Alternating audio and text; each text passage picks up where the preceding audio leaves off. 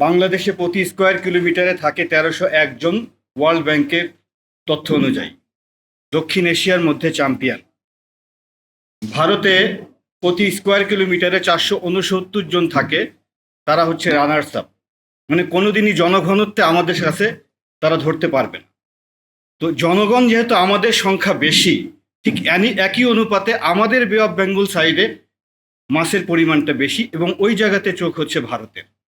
বাংলাদেশে ২৯,৩৫৮টা বোট আছে যারা ১০০ থেকে ১৫০ কিলোমিটার দূরে যায়। এদের লাইফ সম্পর্কে আপনাদের কারো কোনো আইডিয়া নাই। তারা প্রায় ৫.৫ লাখ মেট্রিক টন মাছ উৎপাদন করে, যার কারণে আপনারা এনিম্যাল প্রোটিন পান। বিশ্বে ইলিশ রপ্তানিতে, ইলিশ উৎপাদনে বাংলাদেশে প্রথম, বিকজ এই ১০ লাখ জেলের জন্য। বাট এই জেলেরা যে কষ্টে সমুদ্রে যায় এটা সম্পর্কে আমাদের কোনো আইডিয়া নাই। তারা নিখোঁজ হয়ে যায়, তারা মারা যায়, ভাসতে ভাসতে চলে যায়, ন্যূনতম সেফটি ডিভাইস তাদের কাছে থাকে না।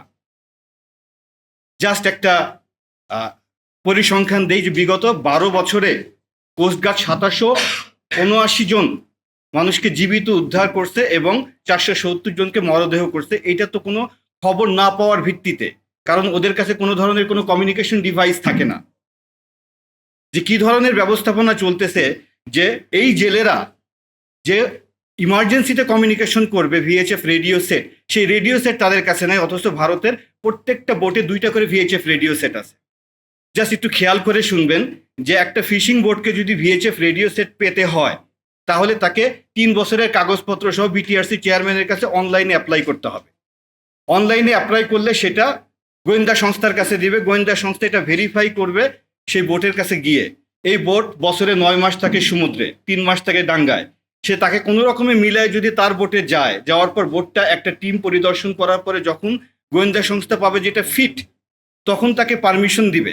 ওই পারমিশন নিয়ে সে ব্যবসায়ীর কাছে গিয়ে ওয়ার্ক অর্ডার দিলে ব্যবসায়ী তখন পারমিটেড ওই ভিএইচএফ রেডিও সেট ইম্পোর্ট করার জন্য। আপনি বলেন এই প্রসেসের মধ্যে কোনো একটা ফিশিং ভেসেলের এই সেফটি ইকুইপমেন্ট পাওয়া সম্ভব না। তাইলে এটা কি ষড়যন্ত্র না অজ্ঞতা? এই যে বাংলাদেশের এই ফিশিং সেক্টরটাকে অনিরাপদ রাখা হয়েছে, অদক্ষ রাখা হয়েছে, কারণ এখান থেকে মাছ যাতে আমরা আহরণ করতে না পারি। এইটা তো একটা জাস্ট অব্যবস্থাপনার একটা নমুনা বলা হইলো। এই সমুদ্র নিয়ে যা চলতেছে তা হলো মহা অব্যবস্থাপনা। আমাদের যে সমুদ্র আছে, এই সমুদ্রে এখন কি হচ্ছে এইটা মনিটরিং করার সিস্টেম আমাদের কোনো নাই। অথচ প্রযুক্তি এত আগিয়ে গেছে যে আপনি এখানে থেকে আপনার সমুদ্র সীমার মধ্যে কোন জাহাজ আছে, কতগুলো বোট আছে, কি হচ্ছে আপনি লাইভ স্ক্রিনে দেখতে পারবেন। সারা বিশ্বের ম্যারিটাইম নেশন এটা করে এআইএস প্রযুক্তির মাধ্যমে, অটোমেটিক আইডেন্টিফিকেশন সিস্টেম এর বেস নেটওয়ার্কের মাধ্যমে, র্যাডার বসানোর মাধ্যমে এবং এআইএস স্যাটেলাইট বসানোর মাধ্যমে। এবং এইটা করার জন্য কোনো আহামরি টাকা পয়সার প্রয়োজন হয় না। আমার যে সমুদ্র আছে এটা একটা সম্পদ এবং এটাকে ব্যবস্থাপনা করার জন্য সর্বপ্রথম দরকার যে সার্বক্ষণিক মনিটরিং। এই জেলেরা যাচ্ছে অনিরাপদ অবস্থায়, তারা দিনের পর দিন ভাসতে থাকে বিকল হয়ে, তাদের কাছে কোনো সাহায্য পৌঁছানোর উপায় নাই। তো কাজেই এই জায়গাটাতে নজর দেওয়া দরকার, কারণ এই জেলেরা হচ্ছে বাংলাদেশের মানব সম্পদ। তারা সমুদ্রকে বিজয় করবে।